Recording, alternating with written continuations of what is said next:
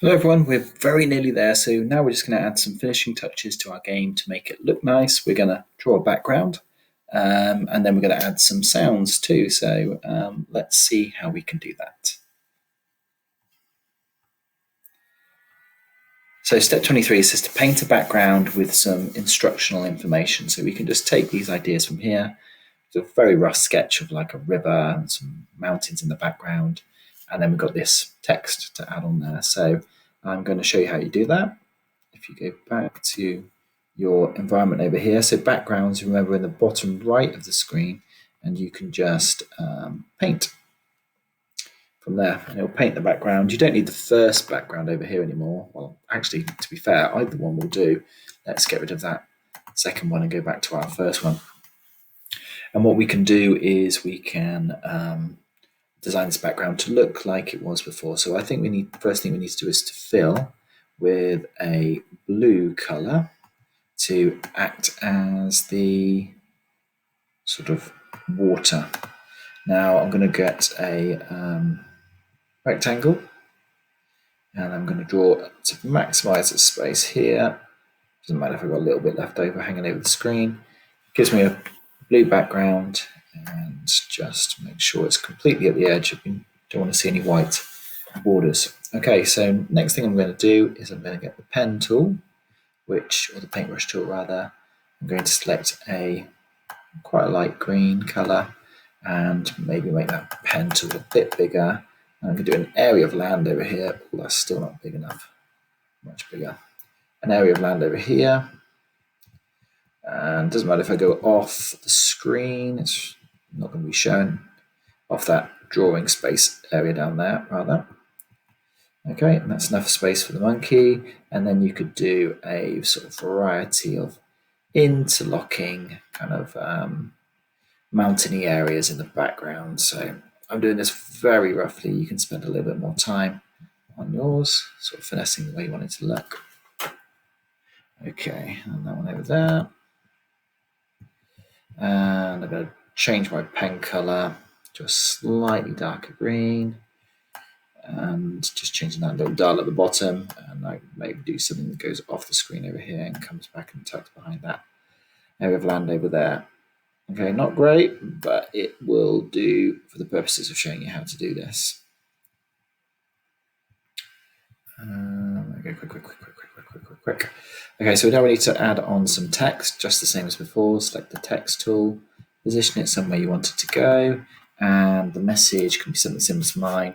Use the left and right arrows to change the launch angle.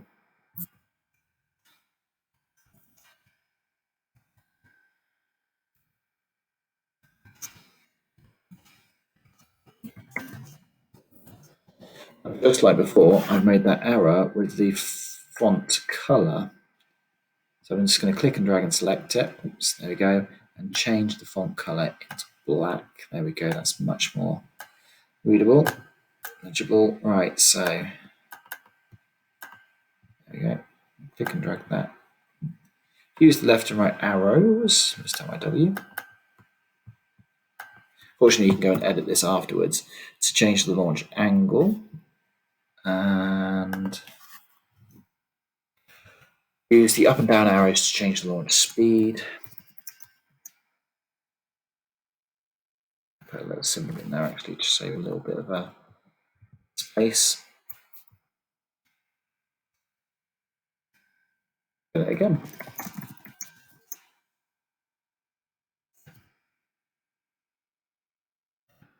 Press space to fire.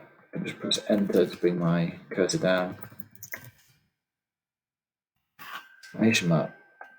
Perfect. Now you'll see that I need to just adjust where that launch speed variable sits on the screen so that it can be seen. Okay, so we've done our background. And it says remove the full speed and gravity. We did that actually in the previous video by clicking in the checkboxes and reposition the launch speed if needed. Okay, so finally, can you add some sounds? Can you add a sound to play when the monkey is launched? Can you play a sound when the monkey touches a banana? So I'm sure most of you can figure that out for yourself. So if you just want to pause the video and have a little go, and then figure out how to do that. If not, I'll talk you through how to do that in a few moments' time. Okay, so we suggest that you use the sound boing for the monkey sprite. So that's going to play when the monkey is launched, and we suggest the sound chomp for when the monkey is touching a banana and therefore he's eating a banana. So let's see if we can retrieve those sound effects. I think some of them are loaded in automatically underneath the sprites that we've chosen. So let's see if we have got boing. So monkey, when the space bar is pressed, that's where we want the boing sound to be played. So let's go into sounds. I always start sound boing because we don't want it to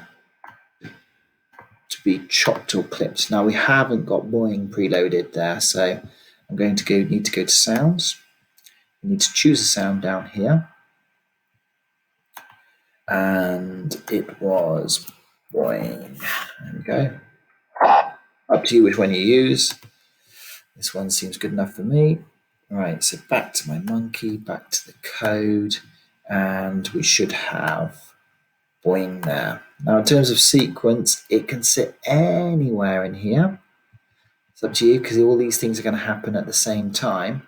It can't sit in this repeat until this loop here. So it's got to go somewhere here. When it starts getting a repeat, that's going to wait till a condition is met. So you can drop it anywhere here. Just to prove it, I'm going to drop it somewhere in the sequence there. And in fact, actually, you can put it, funnily enough, you can put it under this game over screen here. You can put the sound effect here underneath this when the space bar is pressed. But it makes more sense to think about it grouped with a monkey, I feel. So that's going to make a boing sound. So let's see what happens. Let's stop our game, start our game, and now when I press the space bar, we should get a boing sound. Boing. There we go. Right, so the next thing then is to add the chomp in. That does need to go into a very particular place. Again, I think that's under the banana sprite. If I hide that, yep, banana sprite. You have to put it under the wait until.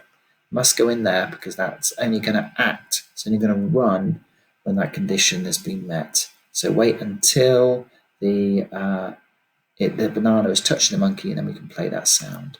So on the banana, what part of the code we're looking at? This bit down here.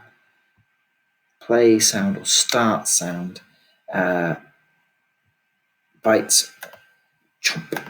There we go. And that can actually go below in the sequence. I think it can even go below that in the sequence. So you can experiment where it goes, just as long as it's not below this if conditional. I think actually it can even go below that if conditional because that's only going to run when it gets to 0. No, it can't. It needs to go above that. But anywhere within that sequence, those 3 blocks are interchangeable. They all happen at the same time in the sequence of our program. Okay, so if we run this now from the beginning, we should have those sound effects in. The launching sound effect and the chomping sound effect. Oh, did it all in 2 launches. So there we go. Our game is complete. So well done if you managed to follow it so far. I hope you've enjoyed playing the game. And we're going to a couple more videos to go, just for some very final things, just to wrap it up and to show you how to share your work as well. So well done. I hope you've enjoyed that, and I'll see you shortly.